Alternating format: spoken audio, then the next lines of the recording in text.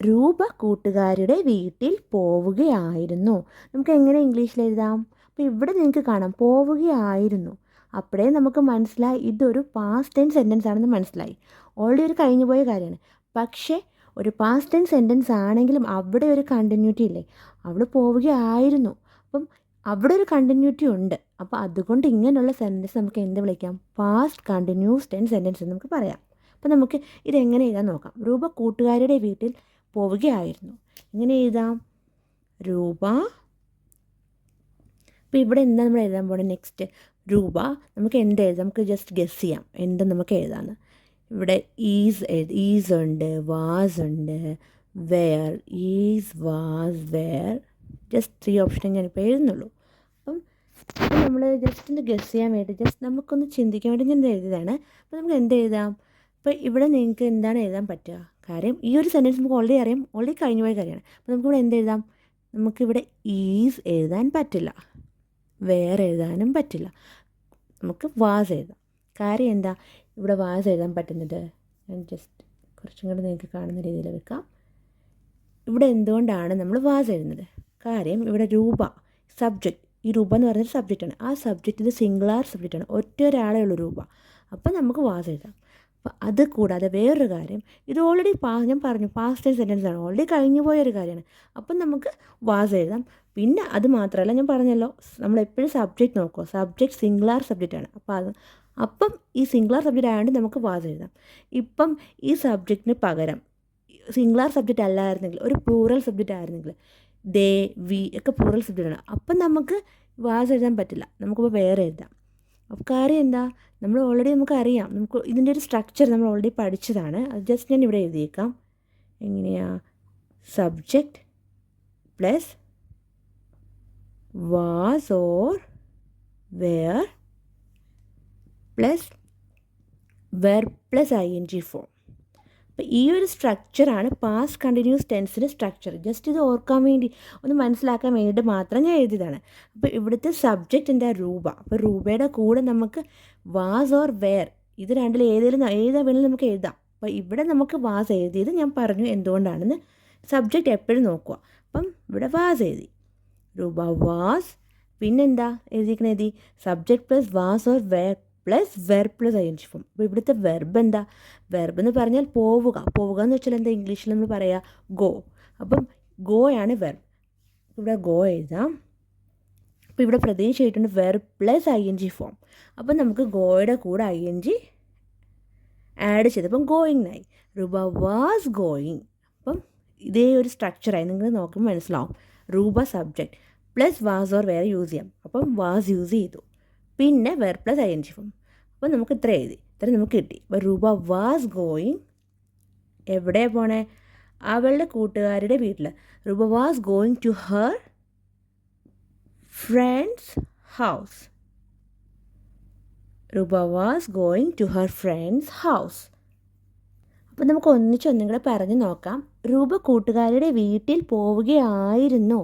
രൂപ was going to her friends house. Roopa was going to her friends house. നമുക്ക് next point പഠിക്കാം.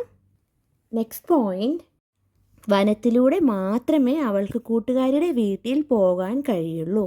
നമുക്ക് എങ്ങനെ ഇംഗ്ലീഷിൽ എഴുതാമെന്ന് നോക്കാം. അപ്പോൾ ഇവിടെ നിങ്ങൾക്ക് കാണാം വനത്തിലൂടെ മാത്രം. അപ്പം നമുക്ക് എഴുതാം ഓൺലി ത്രൂ ദ ഫോറസ്റ്റ്. അപ്പോൾ വേറെ എന്താ? പോകുക എന്ന് വെച്ചാൽ ഗോ. ഇവിടെ കഴിയും നമുക്ക് പറയാം ക്യാൻ. അപ്പം നമുക്ക് എങ്ങനെ ഇംഗ്ലീഷിൽ എഴുതാൻ നോക്കാം. വനത്തിലൂടെ മാത്രമേ അവൾക്ക് കൂട്ടുകാരുടെ വീട്ടിൽ പോകാൻ കഴിയുള്ളൂ. നമുക്ക് എഴുതാം she can go to her friends. She can go to her friends house only through വനത്തിലൂടെ മാത്രം എന്നുള്ളത് നമ്മൾ ഓൺലി ത്രൂ എന്ന് എഴുതുക. Only through the forest. അപ്പം നമ്മൾ എങ്ങനെ എഴുതിയത്? She can go to her friends house only through the forest. വനത്തിലൂടെ മാത്രമേ അവൾക്ക് കൂട്ടുകാരുടെ വീട്ടിൽ പോകാൻ കഴിയുള്ളൂ. She can go to her friends house only through the forest. അപ്പം നമുക്ക് നെക്സ്റ്റ് പോയിന്റ് നോക്കാം. നെക്സ്റ്റ് പോയിന്റ്, വനത്തിൽ വെച്ച് അവൾ ഒരു വയസ്സായ സ്ത്രീയെ കണ്ടു. നമുക്ക് എങ്ങനെ ഇംഗ്ലീഷിൽ എഴുതാൻ നോക്കാം. വനം, ഫോറസ്റ്റ്. ഒരു വയസ്സായ സ്ത്രീ. നമുക്ക് എങ്ങനെ പറയാം? An old woman. കാണുക, കാണുക എന്ന് വെച്ചാൽ സീ. അപ്പോൾ ഇവിടെ കണ്ടു എന്നാണ്.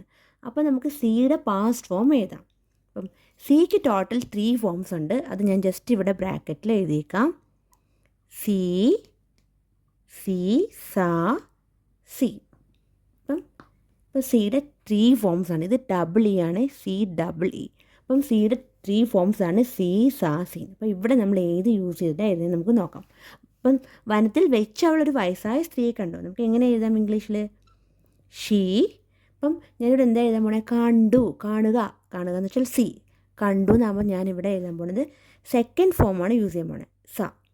ഷീ സാ, ഷീ സാ ഒരു വയസ്സായ സ്ത്രീ. അപ്പം നമുക്ക് പറയാം she saw an old woman. എവിടെയാണ് കണ്ടത്? In the forest.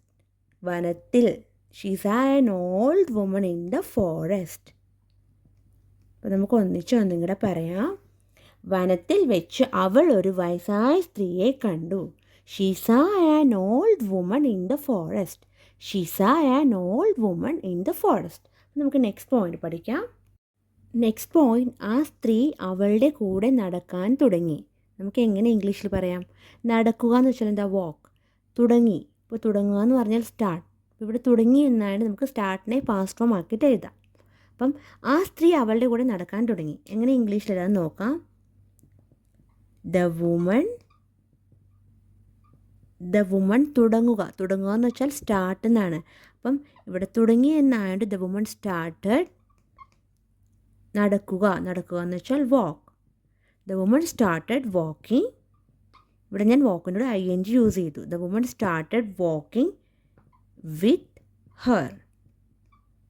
ആ സ്ത്രീ അവളുടെ കൂടെ നടക്കാൻ തുടങ്ങി. The woman started walking with her. The woman started walking with her. അപ്പം നമുക്ക് നെക്സ്റ്റ് പോയിന്റ് പഠിക്കാം. നെക്സ്റ്റ് പോയിന്റ്, അവർ നല്ല സുഹൃത്തുക്കളായി. നമുക്ക് എങ്ങനെ ഇംഗ്ലീഷിൽ പറയാം? ദേ, അവർ. സുഹൃത്തുക്കൾ, നല്ല സുഹൃത്തുക്കൾ, ഗുഡ് ഫ്രണ്ട്സ്. അപ്പം അവർ നല്ല സുഹൃത്തുക്കളായി. എങ്ങനെ എഴുതാം? ദേ ഞാൻ ബിക്കമിൻ്റെ പാസ്റ്റ് ഫോമാണ് ഇവിടെ എഴുതാൻ പോകുന്നത്. ദേ ബിക്കെയിം. അപ്പോൾ ബിക്കെയിമിൻ്റെ പ്രസൻറ്റ് ഫോം എന്താ? ബിക്കം. ആ ബിക്കമിനെ ഞാൻ പാസ്റ്റ് ഫോം ആക്കി. ദേ ബിക്കെയിം. കാര്യം എന്താ? കാര്യം ഓൾറെഡി നമുക്കറിയാം അവർ നല്ല സുഹൃത്തുക്കളായി. ഇതൊരു പാസ്റ്റ് ടെൻസ് സെൻറ്റൻസ് ആണ്, ഒരു കഴിഞ്ഞു പോയ കാര്യമല്ലേ. അപ്പോൾ അതുകൊണ്ടാണ് ഞാൻ ബിക്കമിൻ്റെ പാസ്റ്റ് ഫോം എഴുതിയത്. ദേ ബിക്കെയിം ഗുഡ് ഫ്രണ്ട്സ്. അപ്പം നമുക്ക് ഈ ഒരു സെൻറ്റൻസ് വേണമെങ്കിൽ വേറെ രീതിയിലും എഴുതാം. നമുക്ക് എങ്ങനെ എഴുതാം? ദേ വെയർ ഗുഡ് ഫ്രണ്ട്സ് നമുക്ക് എഴുതാം. നെക്സ്റ്റ് പോയിന്റ്, അവൾ അവളുടെ കൂട്ടുകാരിയുടെ വീട്ടിലെത്തി. നമുക്ക് എങ്ങനെ ഇംഗ്ലീഷിൽ പറയാം? എത്തുക എന്ന് വെച്ചാൽ എന്താ? റീച്ച്. ഇവിടെ എത്തി എന്നാണ്. അപ്പോൾ നമുക്ക് റീച്ചിൻ്റെ പാസ്റ്റ് ഫോം എഴുതാം. അവൾ അവളുടെ കൂട്ടുകാരുടെ വീട്ടിലെത്തി. നമുക്ക് എഴുതാം ഷീ. അപ്പം എത്തുക, റീച്ച്. അപ്പോൾ ഇവിടെ എത്തി എന്നായതുകൊണ്ട് ഞാൻ റീച്ച്ഡ് ആക്കി. റീച്ചിനെ പാസ്റ്റ് ഫോം ആക്കി. ഷീ റീച്ച്ഡ് ഹർ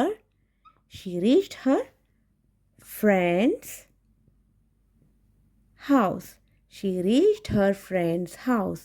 അവൾ അവളുടെ കൂട്ടുകാരുടെ വീട്ടിൽ എത്തി. She reached Har friends house. ഇത് നമ്മുടെ കഥയുടെ ലാസ്റ്റ് പോയിൻ്റാണ്. പിന്നീട് കാണാം എന്നവർ പരസ്പരം പറഞ്ഞു. അപ്പോൾ ഇവിടെ അവർ എന്ന് ഉദ്ദേശിക്കുന്നത് രൂപയെയും ആ വയസ്സായ സ്ത്രീയെയുമാണ്. അപ്പോൾ നമുക്ക് എങ്ങനെ ഇംഗ്ലീഷിൽ പറയാം? പിന്നീട് കാണാം. സീ യു ലേറ്റർ എന്നവർ പരസ്പരം പറഞ്ഞു. പരസ്പരം എന്നുള്ളത് നമ്മൾ എന്ത് പറയാം? Each other. അവർ, ദേ. പരസ്പരം ഈച്ച് അതർ. പറയുക എന്ന് വെച്ചാൽ എന്താ? സേ. ഇപ്പോൾ ഇവിടെ പറഞ്ഞു എന്നാണ്. അപ്പോൾ നമുക്ക് സേയുടെ പാസ്റ്റ് ഫോം എഴുതാം. അപ്പോൾ നമുക്ക് എങ്ങനെ ഇംഗ്ലീഷിൽ എഴുതാൻ നോക്കാം. അവർ, ദേ. അപ്പോൾ ഇവിടെ പറഞ്ഞു എന്നായതുകൊണ്ട് സേയുടെ പാസ്റ്റ് ഫോമാണ് എഴുതാൻ പോണത്. സേയുടെ പാസ്റ്റ് ഫോം എന്താ? സെഡ്. They said. പരസ്പരം പറഞ്ഞു എന്നാണ്. അപ്പോൾ they said to each other. Each other എന്ന് വെച്ചാൽ പരസ്പരം. They said to each other. എന്താ പറഞ്ഞത്? പിന്നീട് കാണാം. അപ്പം നമുക്ക് ഇൻവേർട്ടഡ് കോമയിൽ എഴുതി സി യു ലേറ്റർ. ലേറ്റർ എന്ന് വെച്ചാൽ പിന്നീട്. See you later. പിന്നീട് കാണാം. അപ്പം നമുക്ക് ഒന്നും കൂടെ പറയാം. They say to each other see you later. പിന്നീട് കാണാം എന്നവർ പരസ്പരം പറഞ്ഞു. They say to each other see you later.